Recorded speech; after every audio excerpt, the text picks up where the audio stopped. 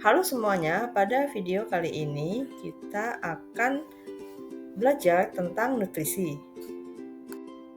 Pernahkah kalian mendengar istilah "kamu adalah yang kamu makan"? Seberapa penting makanan mempengaruhi tubuh kalian? Ingat, tubuh manusia tersusun dari miliaran sel yang bekerja sama untuk membentuk jaringan, organ, dan kemudian sistem organ.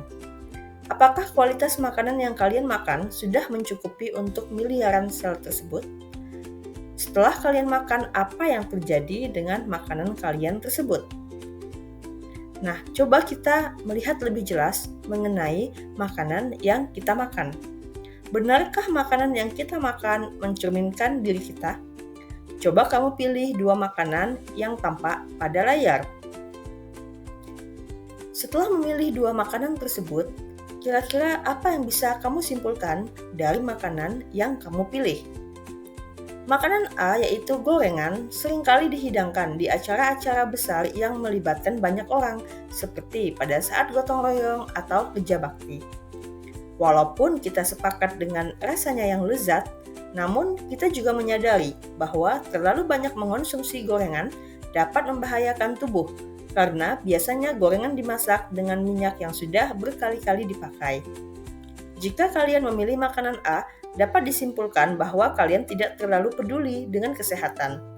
Sekali-kali makan gorengan boleh saja, misalkan saat ingin menghargai kultur kebersamaan. Tapi ingat, jangan terlalu sering ya. Jika kalian memilih makanan B, yaitu buah-buahan segar, berarti kalian peduli dengan kesehatan. Dan tahukah kalian bahwa dengan mengonsumsi buah-buahan yang dapat membuat kulit menjadi lebih bersih dan segar, itu semua dikarenakan kandungan zat yang dinamakan karotenoid dan antioksidan di dalamnya. Mengonsumsi buah-buahan juga mampu meningkatkan ketahanan tubuh kalian terhadap penyakit. Jika kalian memilih makanan C, yaitu mie instan, berarti kalian ingin sesuatu yang cepat dan praktis, dan bisa dibilang kalian belum cukup peduli dengan kesehatan. Hal ini disebabkan karena mie instan cukup sulit dicerna oleh tubuh. Kandungan garamnya yang tinggi bisa mengakibatkan penyakit darah tinggi, dan pengawet di dalamnya bisa menimbulkan kanker. Berdasarkan survei pada tahun 2015 yang diselenggarakan oleh World Instant Noodle Association, Indonesia termasuk negara yang paling banyak mengonsumsi mie instan selain Jepang dan Cina. Mengingat efek buruk dari kandungan garam dan pengawet dalam mie instan, sebaiknya kita hindari makanan ini. Jika kalian memilih makanan D, yaitu seporsi gado-gado, berarti kalian sadar dengan kesehatan. Gado-gado sangat baik untuk pencernaan karena mengandung banyak serat, meningkatkan fungsi otak karena banyaknya kandungan fosfor dan besi, mencegah kanker usus, menjaga kesehatan kulit, serta meningkatkan kekebalan tubuh kalian. Jadi makanan seperti ini harus lebih banyak kalian konsumsi. Jika kalian memilih makanan E, yaitu seporsi nasi Bali yang terdiri dari nasi, sayur, dan lauk, kalian juga sudah sadar dengan kesehatan. Sayur-sayuran yang ada di dalamnya berfungsi untuk menjaga sistem pencernaan tubuh kalian. Nasi untuk sumber energi, serta lauk pauk yaitu telur dan sate lilit sangat baik untuk menyusun dan memperbaiki sel tubuhmu yang rusak. Jika kalian memilih makanan F, yaitu burger dan kentang goreng, itu menandakan bahwa kalian orang yang suka dengan hal-hal yang praktis, enak, tapi tidak terlalu peduli dengan kesehatan. Burger banyak mengandung lemak tidak baik yang berpengaruh buruk pada kesehatan kalian jika dimakan terlalu sering. Kandungan gula di dalamnya bisa menyebabkan kalian terkena diabetes. Kandungan lemak yang tinggi bisa menyebabkan terganggunya fungsi jantung. Kandungan garam yang tinggi bisa berpengaruh buruk untuk pembuluh darah kalian. Jadi, hindari makanan cepat saji seperti ini ya. Seluruh makhluk hidup butuh makan untuk tetap hidup dan melakukan aktivitasnya sehari-hari. Di dalam makanan terkandung zat-zat yang sangat dibutuhkan tubuh untuk berkembang dan memperbaiki sel tubuh atau jaringan yang rusak. Di dalam makanan terkandung sumber energi serta sumber penyusun tubuh kita. Kita tidak akan bisa pergi ke sekolah, bermain, ataupun beraktivitas lainnya jika kita tidak makan. Ketika makanan diubah menjadi energi, energi yang dilepaskan diukur dalam satuan kalori. Setiap orang membutuhkan asupan kalori yang berbeda setiap harinya sesuai dengan kebutuhannya. Kebutuhan kalori dipengaruhi oleh usia, jenis kelamin, aktivitas, berat badan, serta kondisi kesehatan seseorang. Seorang siswa remaja seperti kalian membutuhkan sekitar 2.000 sampai 2.500 kalori per harinya. Kebutuhan kalori remaja laki-laki lebih besar dibandingkan remaja perempuan. Ketika kalian selesai makan, makanan yang kalian makan akan dipecah oleh sistem pencernaan menjadi nutrien. Nutrien adalah zat yang terkandung dalam makanan yang berisi energi ataupun bahan mentah yang dibutuhkan oleh tubuh untuk melakukan seluruh proses penting yang menunjang kehidupan. Nutrien dapat dibagi menjadi 6 kategori, yaitu karbohidrat, protein, lemak, vitamin, mineral, dan air. Terdapat 6 macam nutrien yang akan kita pelajari pada video kali ini. Yang pertama adalah karbohidrat. Pernahkah kamu mendengar jargon belum makan nasi artinya belum makan? Ya, nasi adalah salah satu contoh sumber karbohidrat. Tetapi harus diingat bahwa sumber karbohidrat bukan hanya dari nasi. Sagu, roti, jagung, mie, ubi, ataupun sereal merupakan contoh karbohidrat. Fungsi dari karbohidrat ini tentu saja untuk memberikan energi bagi tubuh kalian. Karbohidrat juga berperan sebagai bahan dasar untuk beberapa bagian dari sel tubuh. Sekitar 50% dalam kalori harian yang kalian makan harus berasal dari karbohidrat. Tetapi ingat, jangan sampai berlebihan dalam mengonsumsi karbohidrat karena akan berdampak buruk pada kesehatan tubuh kalian. Terlalu banyak mengonsumsi karbohidrat dapat mengakibatkan tingginya gula darah dalam tubuh yang bisa memicu penyakit diabetes. Kelelahan, pusing, selalu merasa haus, mood yang buruk, perut kembung, serta jerawat juga merupakan tanda bahwa kalian terlalu banyak mengonsumsi karbohidrat. Karbohidrat sendiri dibagi menjadi karbohidrat sederhana dan karbohidrat kompleks. Karbohidrat sederhana biasa kita sebut gula. Gula merupakan sumber pendongkrak energi instan. Artinya, begitu kalian mengonsumsi gula, tubuh kalian akan merasa berenergi. Glukosa adalah salah satu contoh gula yang merupakan sumber energi yang dibutuhkan oleh sel tubuh kalian. Nasi yang kalian makan akan dipecah dalam sistem pencernaan kalian menjadi bentuk sederhana, yaitu glukosa. Yang kedua adalah karbohidrat kompleks. Karbohidrat kompleks merupakan rantai panjang molekul gula. Contoh karbohidrat kompleks adalah pati atau starch. Nasi, kentang, ubi, roti, dan jagung adalah contoh-contoh makanan yang mengandung pati. Pati merupakan sumber energi yang tahan lama. Contoh lain dari karbohidrat kompleks adalah serat. Serat merupakan bahan baku dinding sel pada sel tumbuhan. Serat sangat penting untuk tubuh kita karena mempermudah kinerja sistem pencernaan. Saluran pencernaan yang sehat akan meningkatkan kekebalan tubuh kita melawan penyakit. Walaupun sangat penting, serat tidak termasuk ke dalam nutrien karena serat tidak bisa dicerna oleh tubuh kita.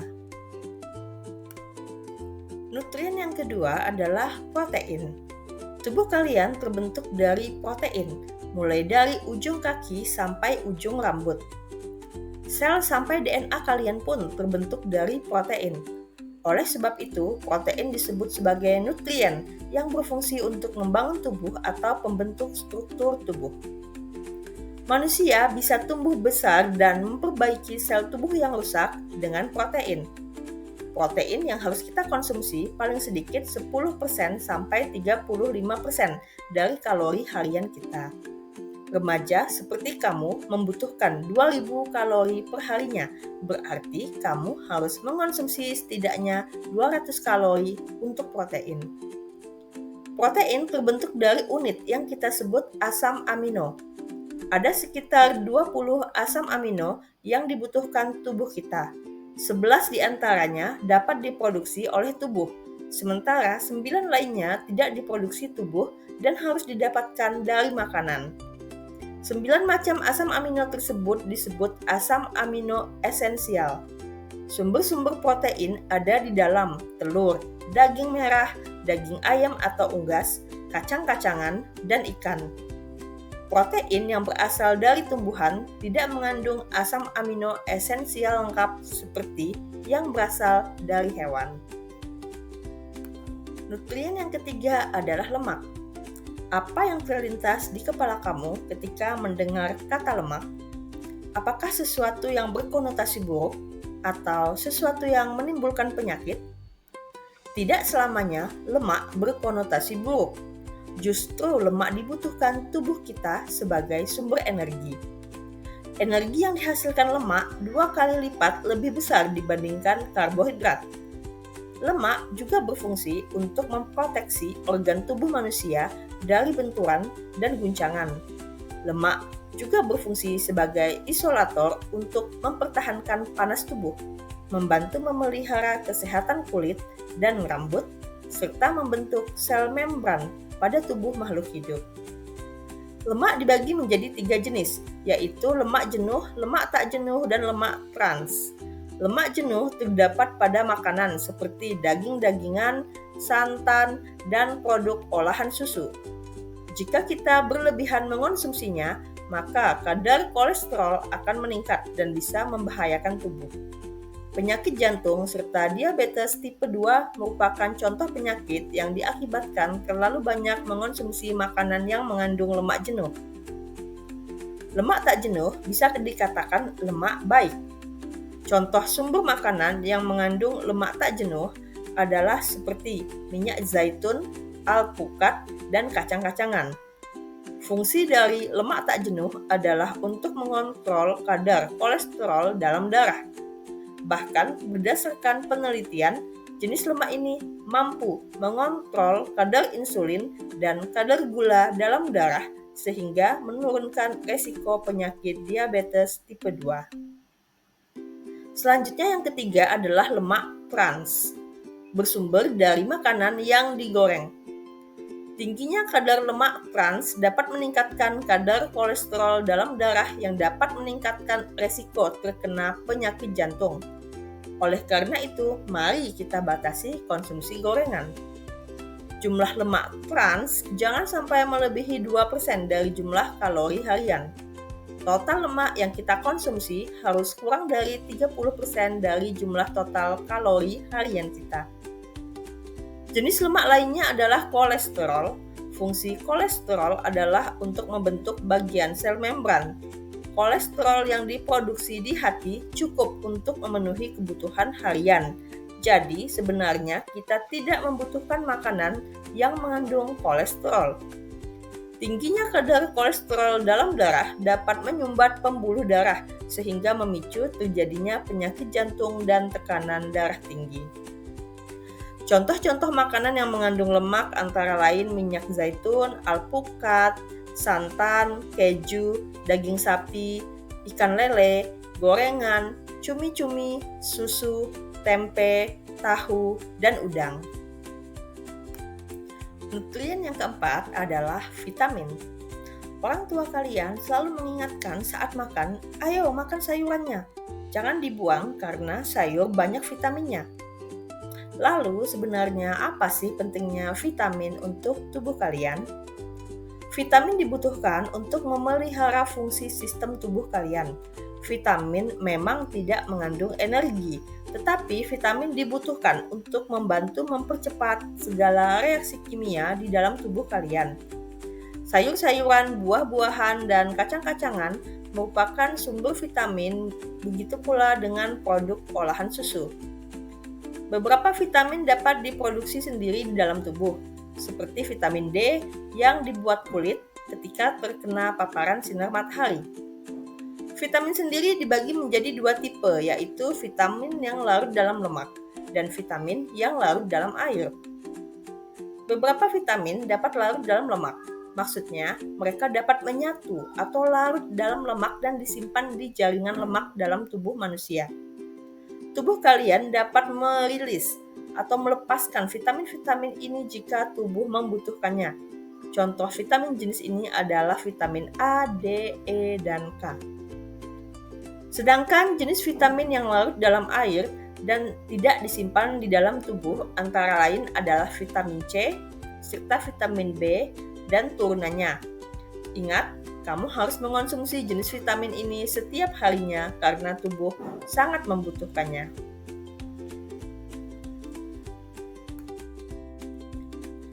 Nutrien selanjutnya adalah mineral. Mineral adalah nutrien yang tidak dibuat oleh makhluk hidup. Sama seperti vitamin, mineral juga tidak menghasilkan energi, tetapi tubuh kalian tetap membutuhkan mineral meski dalam jumlah sedikit untuk melakukan seluruh proses kimia di dalam tubuh. Contoh mineral besi yang dibutuhkan oleh sel darah merah agar berfungsi, kalsium untuk membentuk dan memperkuat tulang dan gigi kalian, dan magnesium yang berfungsi untuk memelihara otot dan sistem saraf. Contoh makanan yang mengandung mineral yang dibutuhkan tubuh antara lain susu dan produk olahannya yang merupakan sumber kalsium, kemudian kacang-kacangan dan biji-bijian yang merupakan sumber magnesium. Selanjutnya ada hati, daging, telur, dan sayuran berwarna hijau yang merupakan sumber zat besi. Nutrien yang keenam adalah air. Air merupakan nutrisi yang paling penting dikarenakan 70% dari tubuh kita terdiri dari air. Seluruh aktivitas penting tubuh terjadi di dalam air. Air membantu untuk mengatur suhu normal tubuh dan untuk membantu pembuangan sampah sisa metabolisme.